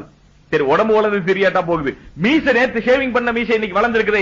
எப்ப வளர்ந்துச்சு? ராத்திரிலயா பகல்லையா? நேத்து ஷேவிங் பண்ண மீசை இன்னைக்கு வளர்ந்துருக்குது. இது எந்த நேரத்துல வளர்ந்துச்சுன்னு தெரியுங்களா? இல்ல எப்படி வளருதுன்னு தெரியுமா? சில பேருக்கு 3 நாளைக்கு ஒரு தடவை ஷேவிங் பண்ணா போதும், சில பேருக்கு மறுநாளே ஷேவிங் பண்ணணும். ஏன் அவருக்கு இவ்வளவு சீக்கிரமா வளருது, இவருக்கு ஏன் இவ்வளவு மெதுவா வளருது? காரணம் தெரியுமா? இருக்காவது முடி வளர்த்து வைக்கிறது கூட அல்ல, உன்னை வளர்த்தியது அல்லாவல்ல, உன்னுடைய முடியை வளர்க்கிறது அல்ல, உன்னை வளர்க்கிறது அல்லாவல்ல, உன்னுடைய நகத்தை வளர்க்கிறது அல்ல. நகம் எப்ப வளருது, எப்படி வளருது யாருக்காவது தெரியுமா? முடி எப்ப வளருது, எப்படி வளருது யாருக்காவது தெரியுமா? எதுவுமே நமக்கு தெரியாது. பிறகு அல்லாஹ் தஆலா ரப்புல் ஆலமீன் அவன் நம்மை பராமரிக்கிறான். பிறக்க வச்சதும் அவன், இந்த உலகத்தில் இருக்க வச்சிருக்கிறதும் அவன். ஆகையினால நம்ம நம்பணும், அல்லாஹ் தான் செய்கிறான். நமக்கு என்னென்ன தேவையோ, என்னென்ன வேண்டுமோ, நமக்கு என்னென்ன காரியங்கள் நடக்கின்றனவோ அவ்வளவையும் அல்லாஹ் தான் செய்கிறான். எனவே நாம் அல்லாஹ்விடத்தில் தான் கேட்க வேண்டும். என்ன காரியம் செய்யறதா இருந்தாலும் அல்லாஹ்வை நம்பணும். நம்முடைய பார்வையில என்ன தெரியுதோ அதை நம்ப கூடாது.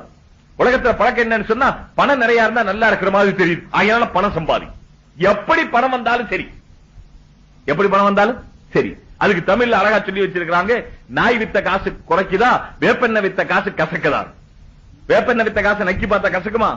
வேப்பெண்ணெய் கசக்க, வேப்பெண்ணெய் வித்த காசு கசக்குமா? நாய் குறைக்கு, நாய் வித்த காசு குறைக்குமா? அதனால ஹராமோ ஹலாலோ காசு சம்பாதி, காசு சேர்த்துக்க, காசு இருந்தா சௌரியமா இருப்பேன். இதுதான் நம்முடைய பார்வையில தெரியும். நம்முடைய பார்வையில காசுல ருசி தெரியும், நம்முடைய பார்வையில பணத்துல ருசி தெரியும், நம்முடைய பார்வையில பங்களாவில ருசி தெரியும், நம்முடைய பார்வையில பட்ட ஆடையில ருசி தெரியும், நம்முடைய பார்வையில அழகிய பெண்கள்ல ருசி தெரியும், நம்முடைய பார்வையில இந்த உலகத்தில் இருக்கிற வஸ்துக்கள்ல ருசி தெரியும். ஆனால் அல்லாஹ் சொல்ற, நீ உன்னுடைய பார்வையை நம்பாதே, நான் சொல்றதை நம்பு. நானும் என்னுடைய ரசூலும் என்ன சொல்லுகிறோமோ அதை நம்பு.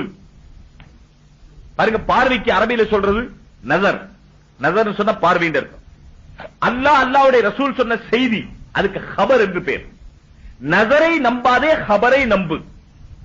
நசரை நம்பாதே, ஹபரை நம்பு. நசர் என்ன சொல்லுதோ, நசர் சொல்லுது இதில் லாபம் இருக்குது, இதுல எனக்கு வெற்றி இருக்குது, இதுல எனக்கு பணம் கூடுதல் கிடைக்குது. நசர் சொல்லுது இப்படி செய், இப்படி செய். இப்ப அளவு நிறுவியில மோசடி செய்யறாங்களே, அவங்க ஏன் மோசடி செய்யறாங்க? அளவு நிறுவியில மோசடி செய்யறா கொஞ்சம் காசு கூட கிடைக்குது.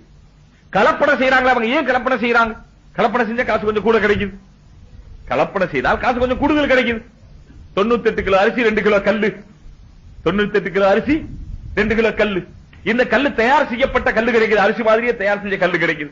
இப்ப 2 கிலோ கல்லு வித்தா அந்த காசு கிடைக்குது. 98 கிலோ அரிசி கொடுத்தா போதும், 2 கிலோ கல்லு கலந்துட்டா போதும். இது கல்ல கண்டுபிடிக்க முடியாது, ஆகையினா அவன் கல்லுக்கு அரிசி விலை கொடுத்து வாங்கிட்டு போயிடும்.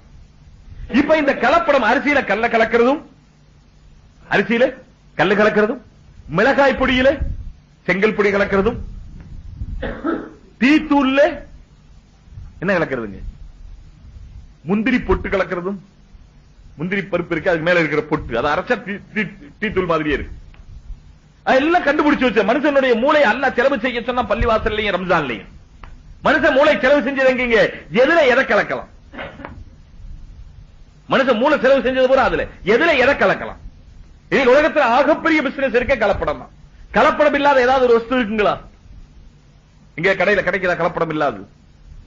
கலப்படம் இல்லாத ஒரு வஸ்து கிடைச்சால் ஆச்சரியம். இந்த காலத்துல எண்ணெயிலும் கலப்படம் இருக்கும், புண்ணாக்கிலும் கலப்படம் இருக்கும், கருவாட்டிலையும் கலப்படம் இருக்கும், எல்லா வஸ்துவையும் கலப்படம் இருக்கும். ஒருத்தர் தேன் வாங்கிட்டு போனாராம் கடையில. கடையில போய் கேட்டாரு, கலப்பில்லாத தேன் கொடுங்க. அவர் பாட்டில் எடுத்து கொடுத்தார், பாருங்க இதுல எழுதி இருக்குது, அதுல எழுதி இருக்க தேன் கலப்பில்லாதது. இல்ல இல்ல சொல்றாங்க, தேன் கலப்பில்லாதது. இவர் வாங்கிட்டு போயிட்டார்.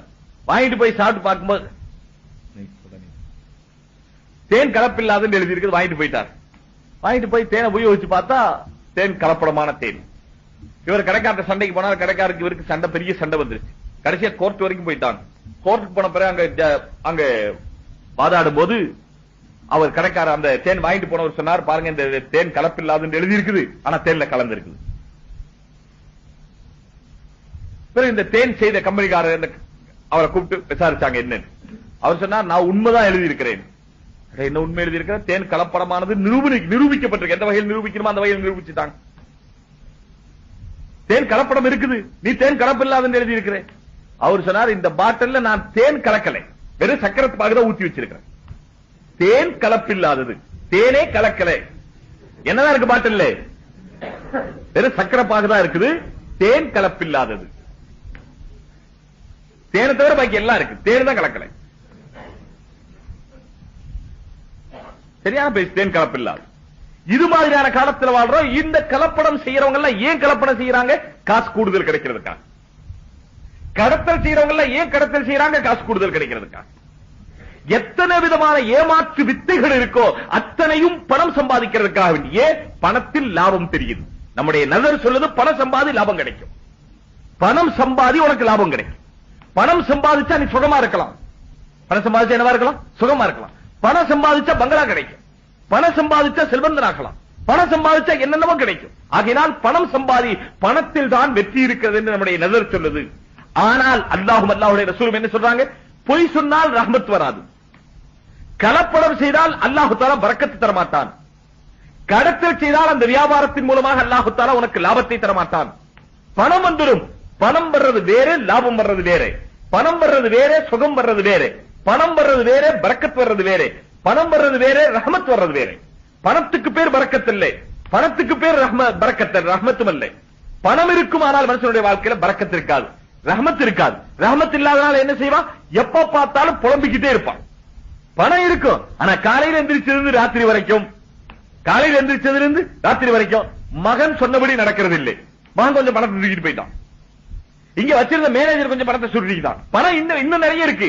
ஆனால் இவர் காலையில் எந்திரிச்சது என்ன புலம்பிக்கிட்டே இருப்பாரு? அவன் பணத்தை தூக்கிட்டு போயிட்டானே, இவன் பணத்தை தூக்கிட்டு போயிட்டானே, பேங்க்ல அப்படி ஆயிப்போச்சு, வியாபாரத்துக்கு பணம் பத்திரியா, அதுல ரொம்ப டைட்டா இருக்குது, அப்படி இருக்குது, இப்படி இருக்குது. காலையில் எந்திரிச்சது ராத்திரி வரைக்கும் என்ன செய்வாங்க?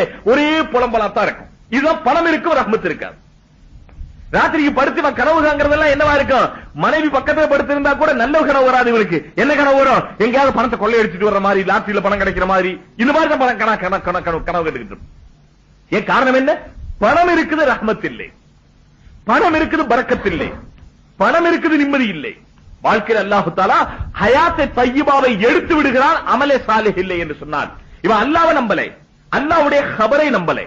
கபர் என்ன சொல்லுது? பொய் சொன்னால் அல்லாஹு தஆலா பரக்கத்தை எடுத்துறான். ஏமாற்றினால் அல்லாஹ் பரக்கத்தை எடுத்துறான். பித்தலாட்டம் செய்தால் அல்லாஹ் ரஹமத்தை எடுத்துறான். லஞ்சம் வாங்கினா எவ்வளவு பணம் கிடைக்குதுங்க?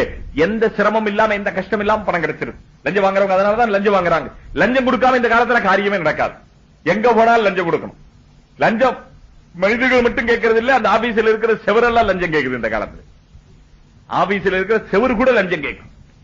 ஆபீஸ்ல இருக்கிற கீழ்மட்ட பியூன்ல இருந்து மேல்மட்ட வரைக்கும் அது கேட்கறதெல்லாம் வேற. அதுக்கு பேர் தமிழ்ல என்ன வச்சிருக்காங்க? லஞ்சம் கொடுக்கறதுன்னு சொன்னா அசிங்கமா இருக்குன்னு சொல்லி மாமூல் கொடுக்கிறது. என்ன கொடுக்கறதுங்க? நம்ம மாமூல் கொஞ்சம் கொடுத்துருங்க. மாமூல் அர்த்தம் என்ன தெரியுங்களா? அரபியில அமில என்ற வார்த்தையிலிருந்து வந்தது மாமூல். அமில என்ற வார்த்தையிலிருந்து மாமூல்ங்கிறது ஒன்று இருக்கு. மாமூல் சொன்னா எப்பவுமே செய்யப்படுகிற ஒரு காரியம், நிரந்தரமாக செய்யப்படுற ஒரு காரியத்துக்கு பேர் மாமூல். இப்ப லஞ்சம்னு சொன்னா நல்லா இல்ல, அதனால அதுக்கு பேர் என்ன வச்சிருக்கீங்க? மாமூல் கொடுக்கிறது. நிரந்தரமா கொடுக்கிற வஸ்து, அது இன்னும் புதுசு இல்லை, இன்னைக்கு அது கொடுத்தான் ஆகணும். ரசூலுல்லாஹி ஸல்லல்லாஹு அலைஹி வஸல்லம் சொன்னார்கள், அர்-ராஷி வல் முர்தஷி ஃபின்னார். லஞ்சம் வாங்குகிறவரும் லஞ்சம் கொடுப்பவரும் நரகத்திற்கு போவார். இப்போ 100 இல்ல 1000 இல்ல, லட்சமே வந்தாலும் இவர் லஞ்சம் வாங்க மாட்டார். ஏன்? லஞ்சம் வாங்கினா பணம் வரும், சொர்க்கம் கையை விட்டு போய். யார் நஜரை நம்புகிறாரோ அவர் பணத்தை வாங்கிக்குவார், லஞ்சத்தை வாங்கிக்குவார். யார் கபரை நம்புகிறாரோ அவர் என்ன செய்ய மாட்டார்? இந்த லஞ்சத்தில் வர பணத்தை வாங்க மாட்டார், பித்தலாட்டத்தில் வர பணத்தை வாங்க மாட்டார், ஏமாற்றி பணம் சம்பாதிக்க மாட்டார். காரணம் என்ன? ரஹமத்து, பரக்கத்து, நிம்மதி, சந்தோஷம், இன்பம், இது கடைசியில் அல்லாஹ்வுடைய பொருத்தம், சொர்க்கம் எல்லாமே கையை விட்டு போயிடும். பணம் வந்துடும். கபர் இதை சொல்லுது. ஒன்னு இருக்கு நஜரை நம்புறது, இன்னொன்று இருக்கு கபரை நம்புறது. ரசூலுல்லாஹி ஸல்லல்லாஹு அலைஹி வஸல்லம் எதற்காக இந்த உலகத்தில் வந்தார்கள்? மனிதர்கள் நஜரை நம்புவதை விட்டுவிட்டு கபரை நம்புகிறவர்களாக ஆகணும். தங்களுடைய பார்வையில் என்ன தெரியுதோ அதையே நம்பி போகக்கூடாது. தங்களுடைய பார்வை எதை ருசின்னு சொல்லுதோ அந்த ருசிக்கு பின்னால போகக்கூடாது. பின்ன எங்க போகணும்? ஹபர் என்ன சொல்லுதோ அதுக்கு பின்னால போகணும். நசர் என்ன சொல்லுதோ அதுக்கு பின்னால போகக்கூடாது. நான் அடிக்கடி இந்த உதாரணம் சொல்றது நசரை நம்புறதுக்கு ஹபரை நம்புறதுக்கு சாதாரணமா விளக்குறதுக்காக. ஒரு ஆட்டுக்காரன் கசாப்பு கடைக்காரர் ஆட்டை கூட்டிட்டு போறாரு. கசாப்பு கடைக்காரர் என்ன கூட்டிட்டு போறாருங்க? ஆட்டை. அகத்திக்கீரை சரிங்களா? அகத்திக்கீரை காமிச்சு ஆட்டை கூட்டிட்டு போறாரு. அகத்திக்கீரை தூக்கம் வருதுங்க. தூங்குற நேரம் தான் உங்களுக்கு தான். கொஞ்சம் முடிச்சிருங்க, முடிச்சிருவோம். அகத்திக்கீரை காமிச்சு ஆட்டை கூட்டிட்டு போறான். இப்ப இந்த ஆடு அகத்திக்கீரை தான் பாக்குது. அவன் இந்த கையில வச்சிருக்கிற அகத்திக்கீரை தான் பாக்குது. அந்த கையில வச்சிருக்கிற கத்திய பாக்கல. இந்த கையில வச்சிருக்கிற அகத்திக்கீரை பாக்குது, இந்த கையில வச்சிருக்கிற கத்திய, பின்னால வச்சிருக்கிற கத்திய பாக்கல. இப்ப ஆட்டை பாண்டு கூப்பிடா வருது. எதை பாத்துக்கிட்டு வருது? அகத்திக்கீரை பாத்துக்கிட்டு. இப்ப ஆடு நின்றுக்குச்சுன்னா இந்த கசாப்பு கடைக்காரர் என்ன செய்வாருங்க? யாராவது பார்த்து இருந்தவங்களுக்கு தெரியும், கவனிச்சு பார்த்தவங்களுக்கு. ஆடு வரமாட்டேங்குது, அகத்திக்கீரை காமிச்சாலும் வரல. இப்ப என்ன செய்வாருங்க? கசாப்பு கடைக்காரர் என்ன செய்வாருங்க? ஆட்டுக்கு கத்தி காமிப்பாரு. கத்தி காமிச்சா ஓடி போயிடும். ஒரு தடவை கடிக்க கொடுப்பாரு, கீரை கடிக்க கொடுப்பார். ஆடு கடிக்கும். கடிச்ச உடனே இப்ப ருசி திட்டுப்பட்டுச்சா இப்ப வேகமா கூடும். அப்புறம் கொஞ்சம் தூரம் போன பிறகு நின்றுக்கும். அந்த ருசி மாறணும்னு நின்றுக்கும். அப்புறம் ஒரு கடி கொடுப்பார். ஒரு கடி கடிச்ச உடனே பின்னால வரும். இப்படியே ஆட்டை மெதுவா கூட்டிக்கிட்டே போயிடுவார். எங்க கூட்டிட்டு போறார் ஆட்டை? அகத்திக்கீரை கொடுத்து அதனுடைய வாழ்க்கையை அதிகப்படுத்துறதுக்கு அல்ல, அகத்திக்கீரை காமிச்சு அதனுடைய கழுத்து இருக்கிறது கூட்டிட்டு போறார். அகத்திக்கீரை பார்த்து அது நம்பி ஆடு அந்த கசாப்பு கடைக்காரருக்கு பின்னால போகுது. இது நசரை நம்பி போகுது. ஒருத்தர் வந்து சொன்னார், நீ அகத்திக்கீரை நம்பி போகாதே, அகத்திக்கீரை கடிச்சு உனக்கு ருசியா தெரிஞ்சிச்சே, அதை நம்பி போகாத. ஏன்? காரணம் என்ன? பின்னால கத்தி இருக்குதுன்னு சொன்னா அதெல்லாம் எனக்கு கண்ணுக்கு தெரியல, எனக்கு அகத்திக்கீரை கண்ணுக்கு தெரியுது, வாய்க்கு ருசியா தெரியுது, நான் போவேன் போகுது. இப்ப இந்த ஆட்டை என்ன சொல்றது? இந்த ஆடு நசரை நம்புது, ஹபரை நம்பலை. பின்னால கத்தி இருக்குதுங்கிறது ஹபர், முன்னால தெரிகிற அகத்திக்கீரை நசர். இதே போல பொய்யில வரக்கூடிய அந்த லாபம் பணம் இருக்குதே, அது அகத்திக்கீரை. அந்த பணத்தினால் அடைகிற இன்பம் இருக்குதே, அது அகத்திக்கீரை கசாப்பு கடைக்காரன் கொடுத்த கடி. ஒரு தடவை கடிக்கு கொடுத்தா பாருங்க, அது மாதிரி. இப்ப பொய் சொல்லி சம்பாதிக்கிறவங்க எல்லாம் பெரிய பெரிய நல்ல சுகமா தானே இருக்கிறாங்க. பொய் சொல்லி தான் சம்பாதிக்கிறாங்க, பெரிய பங்களா கட்டிருக்காங்க, சுகமா இருக்கிறாங்க. சாராய கடை வச்சிருக்காங்க, சுகமா இருக்கிறாங்க. இப்ப சாராய கடை இல்ல, ஜின்னு இருக்குதுன்னு சொல்லுங்க. இப்ப சாராய கடைக்கு பதிலா என்ன இருக்குதுங்க? பேய், பிசாசு, ஜின்னு இருக்குது. கடையில ஜின்னு வச்சிருக்கிறாங்க, நல்லா தானே சம்பாதிச்சுக்கிட்டு இருக்கிறாங்க. பாவமான காரியம் எல்லாம் செஞ்சுக்கிட்டு இருக்கிறாங்க, நல்ல சம்பாதிச்சு உலகத்துல சுகமா தானே பார்த்தா ரொம்ப டிப் டாப்பா போய்கிட்டு இருக்கிறாங்களே, சுகமா தானே இருக்கிறாங்க. இந்த சுகம் எந்த சுகம் தெரியுங்களா? அந்த ஆடு கடிச்ச அகத்திக்கீரை. ஆடு அகத்திக்கீரை கடிச்ச உடனே கொஞ்சம் ருசி தெரிஞ்சிச்சு, அந்த ருசி தான். எவ்வளவு நேரத்துக்கு இது? எவ்வளவு நேரத்துக்கு இந்த சுகம்? கசாப்பு கடைக்கு போற வரைக்கும். கசாப்பு கடைக்கு போறதுக்கு பிறகு தெரியும் அங்கே கத்தி இருக்குது, கத்தி கழுத்தா இருக்கும், கழுத்தா இருந்த பிறகு என்ன ஆகும்? இதே போல இந்த உலகத்திலே பாவம் செய்து சம்பாதித்து அதனாலே சுகம் கிடைக்கிறது நினைக்கிறார்களே, அவர்கள் அகத்திக்கீரை கழித்த ஆடு போன்று அந்த கசாப்பு கடைக்காரனுக்கு பின்னாலே, உலகத்தினுடைய ஆதாயங்களுக்கு பின்னாலே, உலகத்தினுடைய லாபத்துக்கு பின்னாலே போய்கொண்டே இருக்கிறார்கள். ஆட்டுக்கு அரை மணி நேரத்துக்கு பிறகு தெரியும் கத்தி, இவனுக்கு 60 வருஷத்துக்கு பிறகு தெரியும் கபரு. ஆட்டுக்கு அரை மணி நேரத்துக்கு பிறகு கத்தி தெரியும், இவனுக்கு 60 வருஷத்துக்கு பிறகு கபரு தெரியும். நான் சொல்லல, இது குர்ஆன்ல அல்லாஹ் சொல்றான், சனஸ்ததிஜுஹும் மின் ஹைஸு லா யஅலமூன் வ உம்லி லஹும் இன்ன கைதி மத்தீன். நான் அவர்களை விட்டு பிடிக்கிறேன், வ உம்லி லஹும் அவர்களுக்கு நான் தவறை கொடுத்திருக்கிறேன், இன்ன கைதி மத்தீன் என்னுடைய பிடி மகா கடுமையானது. நீங்க உலகத்துடைய பொருள்களை கண்டு ஏமாந்து போயிடாதீங்க. இல்லை, உலகத்தில் பெரும்பாலான மக்கள் ஏமாந்து போய் கொண்டிருக்கிறாங்க. அது ருசியா இருக்குது, இது ருசியா இருக்குது, இது ருசியா இருக்குது, இது ருசியா இருக்குது. பள்ளிவாசல்ல ருசி இல்லை, தொழுகையில ருசி இல்லை, நோம்புல ருசி இல்லை, அல்லாஹ் அல்லாஹ்னு zikr செய்யறதுல ருசி இல்லை, குர்ஆன் ஓதுறதுல ருசி இல்லை, உண்மை பேசுறதுல ருசி இல்லை, நேர்மையில ருசி இல்லை, நீதியில ருசி இல்லை, நியாயத்துல ருசி இல்லை, பத்தினி தன்மையில ருசி இல்லை, பல பெண்களை பார்க்கறதுல ருசி, அனாச்சாரங்கள்ல போறதுல ருசி, அட்டூழியங்கள் செய்யறதுல ருசி, வட்டி வாங்குறதுல ருசி, பொய் சொல்றதுல ருசி, ஏமாத்துறதுல ருசி, என்னென்னோ செய்யறதுல ருசி, அல்லாஹ் அல்லாஹ்வுடைய பேர்ல ருசி இல்லை. பள்ளிவாசல் வந்து தொழுகை சொல்லி பாருங்க, வர்றதே 7 நாளைக்கு ஒரு தடவை. யாரை குறை சொல்றதா நினைச்ச கூடாது, வர்றதே 7 நாளைக்கு ஒரு தடவை. அதுலயும் கடிகாரம் கட்டி இருக்கிறதே எதுக்கு? அந்த குத்பா முடிகிற டைம் என்னன்னு தெரிஞ்சு அந்த டைமுக்கு போறதுக்காக. முந்தி கிந்தி வந்து சமயத்தில் தமிழ்ல பயான் செஞ்சு அதை கேட்டுட்டு அது வேற வம்பு இருக்கு. அதனால பாக்குறது இப்பதான் மணி 1 ஆகுது, அதே பாதி பயான் இருப்பார், 1:15 தான் பயான் முடிப்பார், அப்ப போனா போதும். இதுக்குதான் வாட்சியை கட்டி இருக்கிறது கையில. தவறி முந்தி வந்துடக்கூடாது. இனி அதுலயும் கொஞ்சம் முன்னால போனவங்க என்ன செய்வாங்க, குத்துபா ஓதி முடிக்கிட்டு அரபி குத்துபா, அது எதுக்கு நமக்கு? இன்னும் அதுல கொஞ்சம் முன்னால போனவங்க முதல் ரக்காத்து ருக்கூல போய் சேர்த்தா போதும். இந்த வீணா அவர் அலந்து ஒதுக்கிட்டு பாரு, அதெல்லாம் நிக்க வேண்டியது என்ன? எப்படியா அந்த ருக்கூல பாருங்க எவ்வளவு வேகமா ஒது செஞ்சு தொடக்காம வந்து அல்லாஹ் அக்பர் தக்பீர் கட்டினா ருக்கூக்கு போயிட்டார். என்ன தொழுகையில் உள்ள ஆசையா? இப்ப ருக்கூக்கு போல பின்னால எந்திரிச்சு நின்று ஒரு ரக்காத்து தொழுகணும், அந்த வம்பு இருக்கு. இந்த ருக்கு அவசர அவசரமா போய் ஜமாத்துல சேரலைன்னா என்ன ஆகும்? ஒரு ரக்காத்து போயிடும். ஒரு ரக்காத்து போனா என்ன ஆகும்?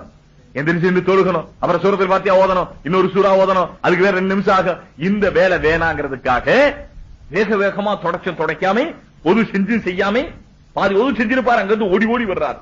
குர்ஆன் ஹதீஸ்ல வந்திருக்கு, அலைக்கும் பிஸ் சக்கீனத்தி வல் வக்கார். நீங்க தொழுகைக்கு வரும்போது நிம்மதியுடனே வரணும், அமைதியாக வரணும், கம்பீரமாக வரணும். அல்லாஹ்வுடைய சன்னிதானத்துக்கு வரவங்க எப்படி வரணும்? அவசர அவசரமா ஓடிய வர்றது, பறந்து பறந்தா வர்றது. பறந்து பறந்து வந்து இங்க தக்பீர் கட்டும் போது அல்லாஹ் அக்பர் தக்பீர் கட்டிக்க மாட்டாரு. வீட்டுல என்ன சொல்லிட்டு வந்தாரு அதான் ஞாபகத்தில் இருக்கும். வீட்டுல சொல்லிட்டு வந்தாரு, அவன் சீக்கிரம் வர, சாப்பாடு வை, நான் சாப்பிட்டு ஒரு இடத்துக்கு போகணும். வீட்டுல சொல்லிட்டு அவசரமா ஓடி வர்றாரு. இங்க பார்த்தா இமாம் ருக்குக்கு போகணும், அவசர அவசரம் வந்து சாப்பாடு வை அப்படின்னு போயிருப்பாரு.